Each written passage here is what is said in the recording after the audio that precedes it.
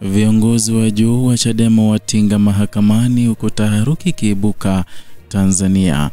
Ujambo na karibu kwa taarifa zetu za Kenyascope, na ikiwa ni mara yako ya kwanza kufika hapa, kumbuka kusubscribe.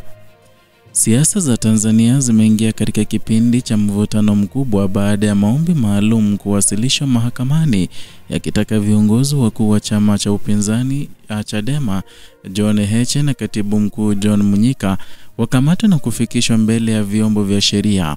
Hatua hii imeibua mjadala mpana, ikiwasha moto wa kisiasa ambao tayari ulikuwa umepamba moto kuelekea uchaguzi mkuu ujao. Kwa mujibu wa maelezo yaliyowasilishwa, Heche na Mnyika wanadaiwa kuhusika katika vitendo vya kuchochea maandamano yasiyo na kibali na kutoa matamshi ambayo yameelezwa kuwa yanaweza kuhatarisha amani ya nchi. Waombaji wa kesi hiyo wamesisitiza kuwa hatua yao inalenga kuhakikisha sheria inasimamiwa kwa usawa na kwamba hakuna mtu hatakiwa kiongozi wa kisiasa anayepaswa kuwa juu ya sheria.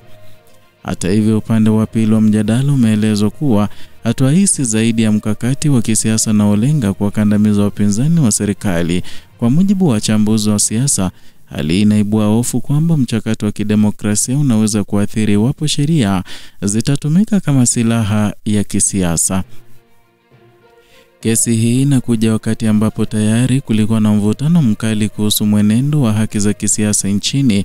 Sababu kuu zilizowasilishwa mahakamani ni pamoja na kushinikiza mahakama kutoa uamuzi wa haraka katika kesi inayomkabili Tundu Lissu, pamoja na kuendesha usikilizaji wa kesi hiyo kupitia mtandao badala ya kufanyika ana kwa ana.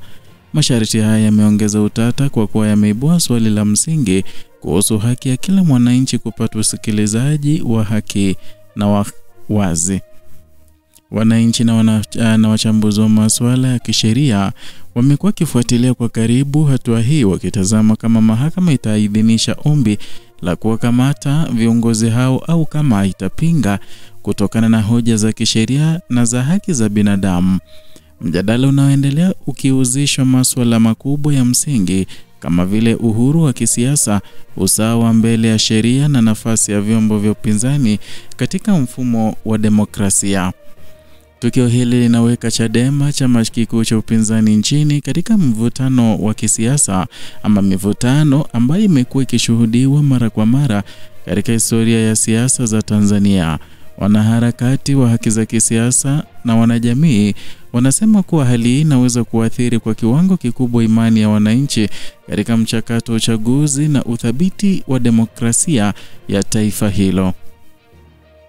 Kwa sasa macho yote yameelekezwa kwa mahakama ambayo imebeba mzigo mkubwa na kufanya maamuzi yanayotarajiwa kuathiri kwa kiasi kikubwa medani ya kisiasa.